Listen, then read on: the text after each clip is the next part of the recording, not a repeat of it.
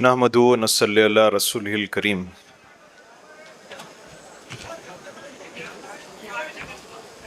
Stage پر تشریف فرما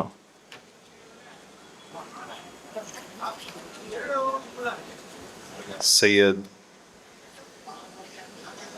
حیدر ولی نبیرہ قادری صاحب سجادہ نشین نلنگا شریف،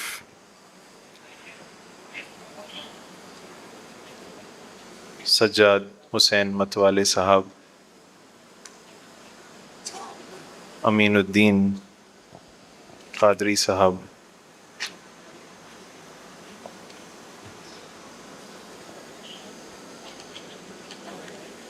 این وی بوس راجو صاحب، منسٹر گورنمنٹ آف کرناٹکا، محمد اظہر الدین صاحب، کمار نائک صاحب ممبر آف پارلیمنٹ، دیگر مشائخ نظام، علماء کرام، معزز حاضرین اسٹیج پر اور میرے سامنے بیٹھے میرے عزیز بھائیوں، السلام علیکم ورحمۃ اللہ وبرکاتہ۔ السلام ورحمۃ اللہ وبرکاتہ۔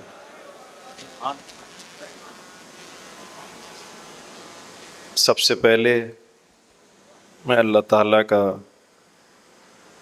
شکر ادا کرتا ہوں کہ اللہ تعالیٰ نے مجھے اس عزت سے نوازا، اس محبت سے نوازا جو آج مجھے آپ سب حضرات سے مل رہی ہے۔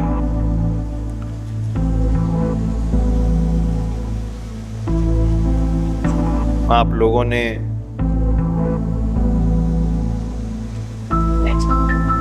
دیگر مہمان مقرر حضرات کو سنا، جس میں مہمان خصوصی سید شاہ کلیم اللہ حسینی صاحب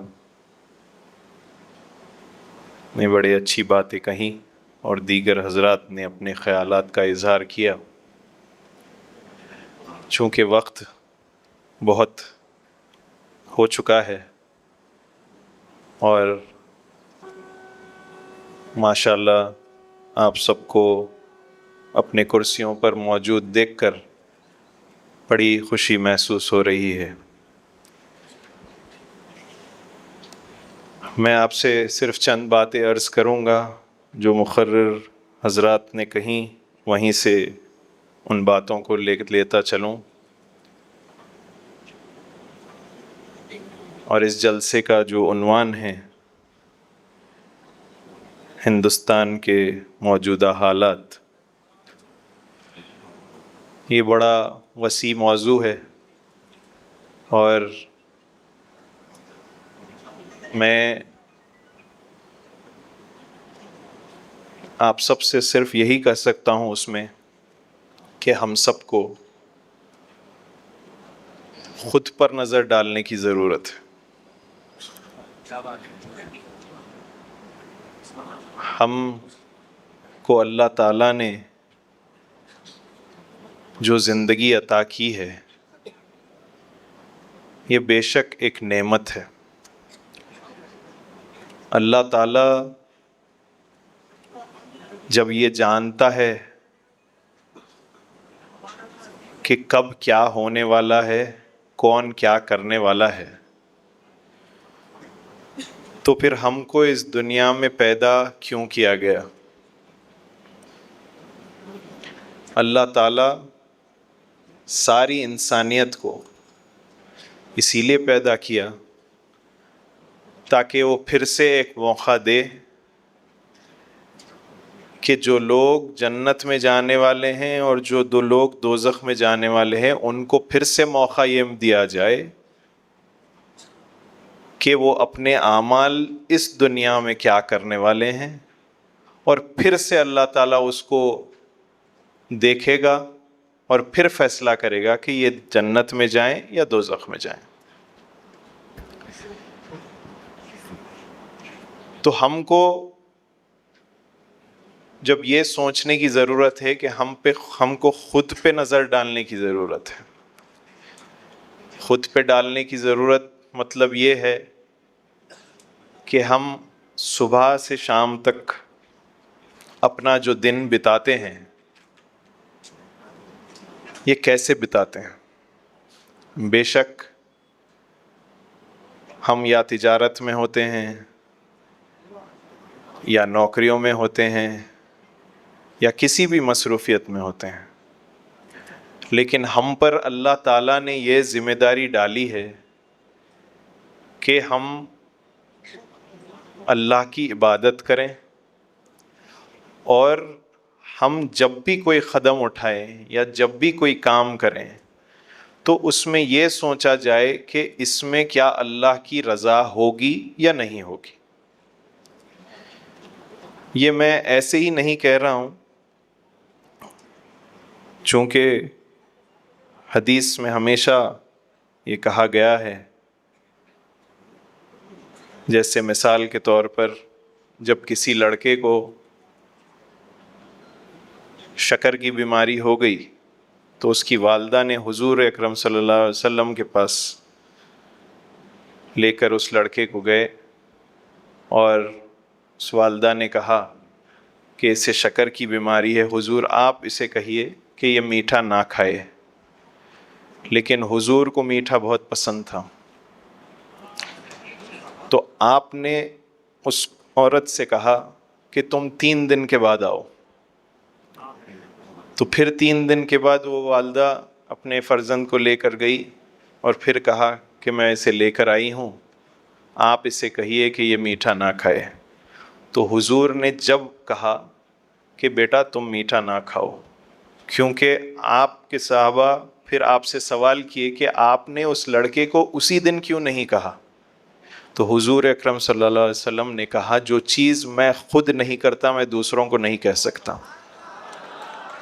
تو حضور نے 3 دن تک پہلے میٹھا کھانا چھوڑا، پھر اس لڑکے سے کہا کہ اب تم میٹھا مت کھاؤ.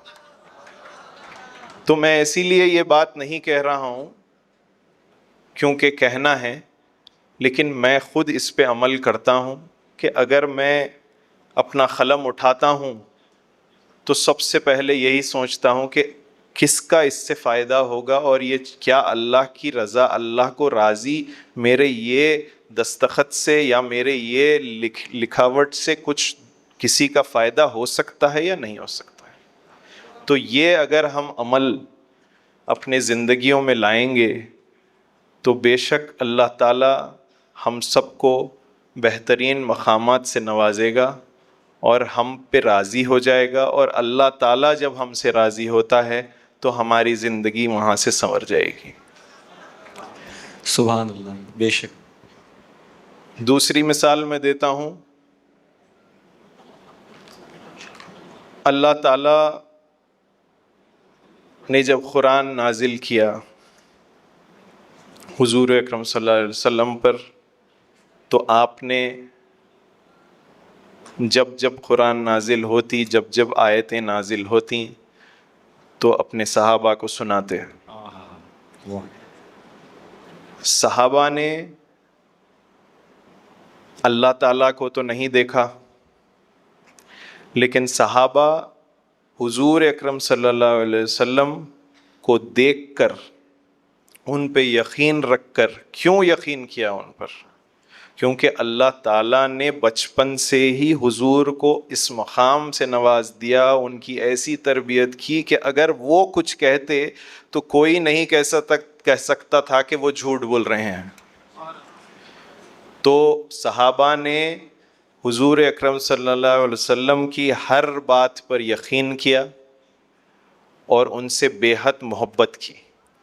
اور جب بے حد محبت ہوتی ہے تو پھر جب جو لفظ نکلتے ہیں ہم انہی پر عمل کرنے کی کوشش کرتے ہیں، اور ہم جس سے محبت کرتے ہیں وہ جو کہتا ہے یا اسے جو اچھا لگے گا ہم وہ کرنے کی کوشش کرتے ہیں. جیسے آپ اپنی والدہ کو اگر محبت کرتے ہیں، آپ اپنے والد سے محبت کرتے ہیں، تو آپ ہمیشہ یہ چاہیں گے کہ میں اپنے والد اور والدہ کو خوش رکھوں. ہے نا.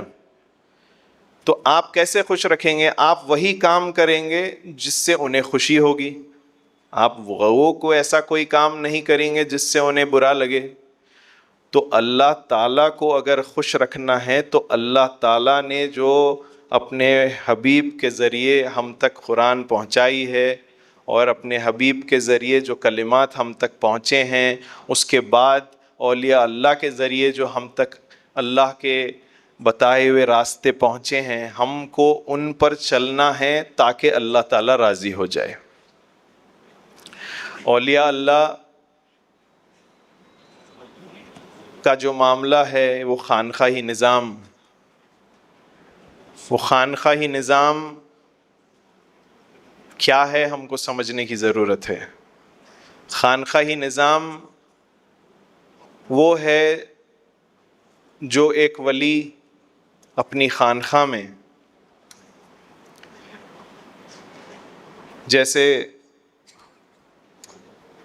حضرت حیدر ولی نبیر قادری صاحب نے فرمایا کہ اگر سجادگان تعویذ وغیرہ دینے لگ جائیں اور اپنے اصل کام کو بھول جائیں تو وہ خانقاہی نظام نہیں ہوگا.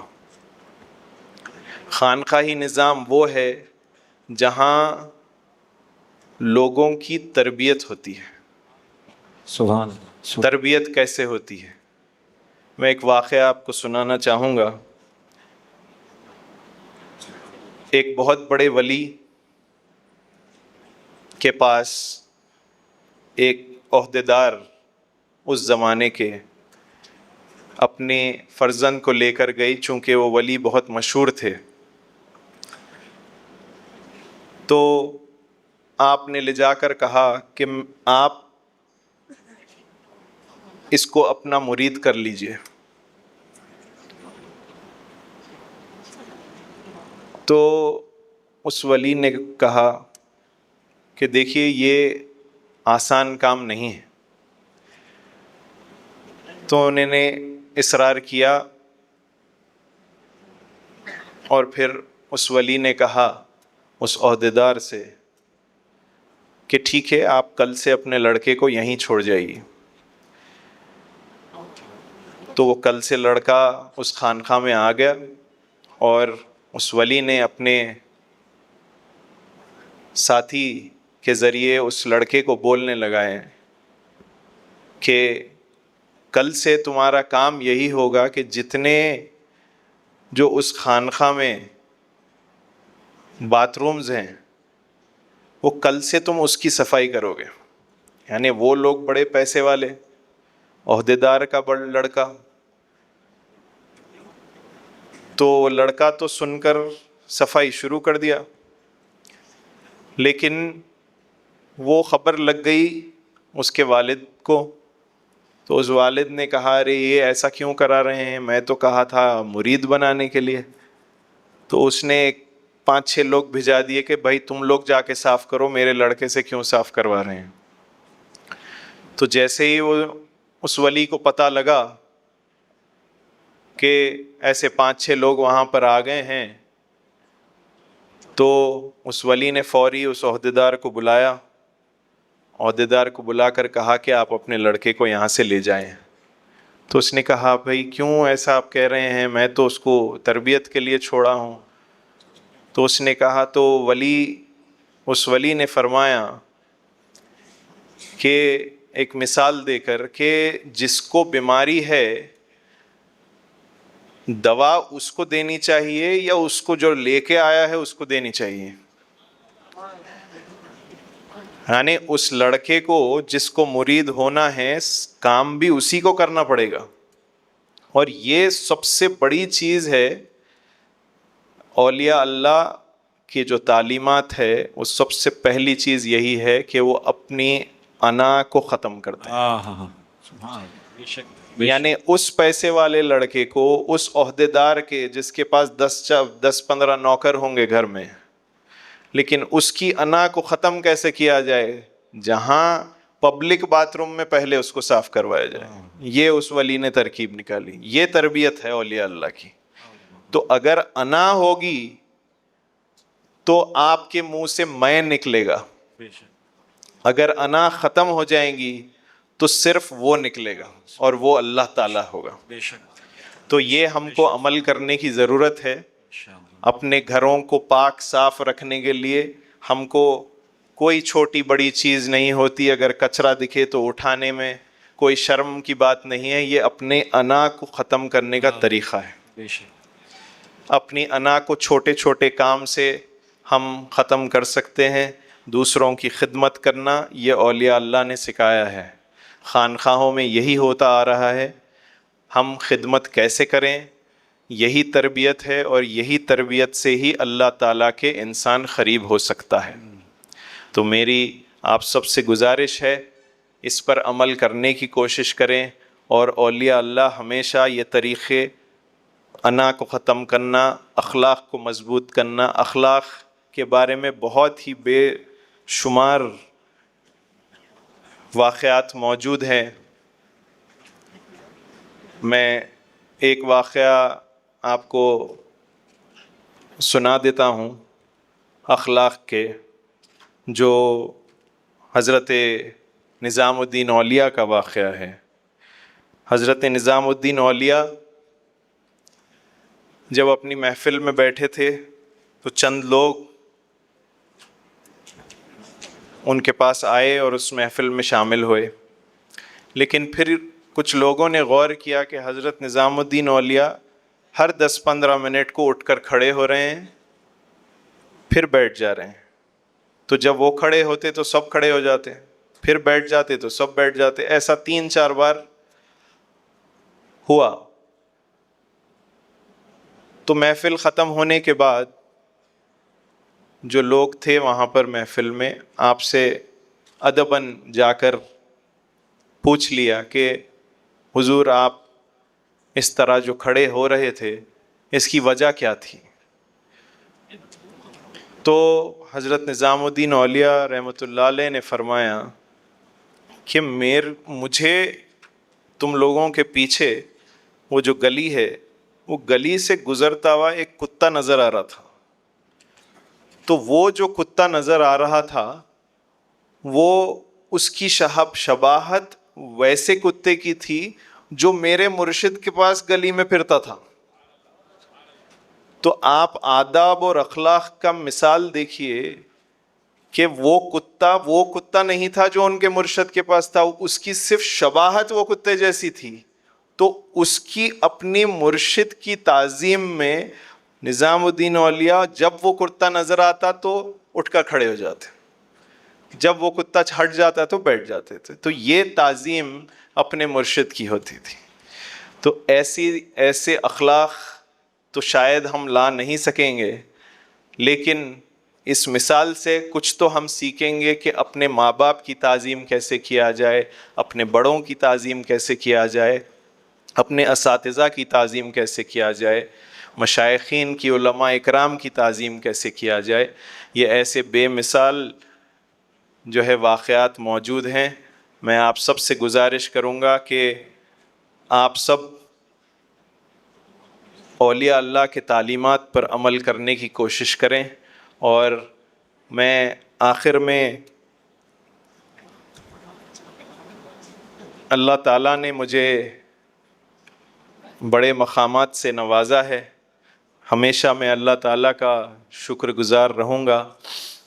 اللہ تعالیٰ کے کرم سے مجھے چیئرمین شپ جو ملی ہے اوقاف کی, یہ میں نے قبول کی ہے, اور صرف اسی وجہ سے قبول کی ہے کہ شروع سے میرے دادا محترم حضرت سید شاہ محمد الحسینی صاحب قبلہ رحمۃ اللہ علیہ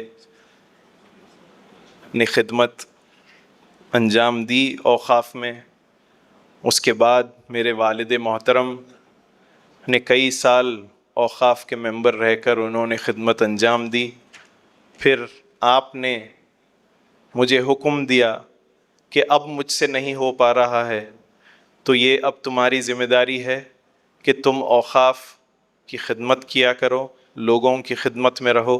تو اسی وجہ سے میں نے اس چیئرمین شپ کو قبول بھی کیا، اور میں آپ سب سے گزارش کرتا ہوں کہ آپ دعا کیجئے کہ اللہ تعالیٰ میرا یہ کام آسان فرمائیں، اور جو میری نیت ہے کہ لوگوں کی خدمت کیا جائے اس اوقاف کے ذریعے، بہترین کام کرنے کی میں کوشش کروں گا انشاءاللہ۔ اللہ تعالیٰ مجھے اس نیت پر قائم رکھے۔ اسی کے ساتھ میں ان سب کا شکریہ ادا کرنا چاہتا ہوں، جیسے کہ AICC پریزیڈنٹ ملک ارجن کھرگے صاحب، چیف منسٹر سدرامیہ صاحب، DK شیو کمار صاحب، جنہوں نے یہ پوسٹ مجھے دیا مجھ پر یقین رکھ کر، اور پرینک کھرگے صاحب، وسنت صاحب، بوس راجو صاحب، ان سب لوگوں نے اور کئی مائنورٹی لیڈرز نے اس کام میں میرا ساتھ دیا، میرا نام ہر جگہ لیا تاکہ یہ پوسٹ مجھے ملے۔ میں ان سب کا شکریہ ادا کرتا ہوں، اور میں آخر میں آپ سب کا شکریہ ادا کرتا ہوں کہ میری تو حیثیت نہیں ہے کہ آپ لوگ میرے لیے جمع ہوئے ہیں، مجھے یقین ہے اور معلوم ہے یہ بات کہ آپ لوگ خواجہ بندہ نواز کے لیے یہاں شامل ہوئے ہیں، اور میں دعا کرتا ہوں آپ سب کے لیے کہ اللہ تعالیٰ حضرت خواجہ بندہ نواز رحمۃ اللہ علیہ کے صدقے میں آپ سب کے مشکلوں کو دور فرمائیں، آپ سب کے مرادوں کو پورا فرمائیں، آپ سب کے ہم سب کے گناہوں کو معاف فرمائیں، ہم سب کو گناہ کرنے سے بچائیں، ہم سب کی زندگیوں میں دین و دنیا میں کامیابی عطا فرمائیں، ہم سب کی آخرت ایمان سے فرمائیں۔ اور آخر میں جو حضرات اتنے دنوں سے اس جلسے کی تیاری میں لگے تھے، مشائخین نظام اور ان کے نیچے کے سارے جتنے لوگ تھے، سب بہت محنت کیے۔ جو مجھ سے آج ملاقات ہوئی، میں ان سب کا شکریہ ادا کرتا ہوں تہہ دل سے۔